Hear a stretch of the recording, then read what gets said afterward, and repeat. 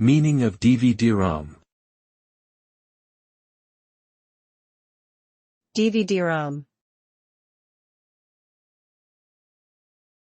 DVD-ROM. DVD-ROM. DVD-ROM.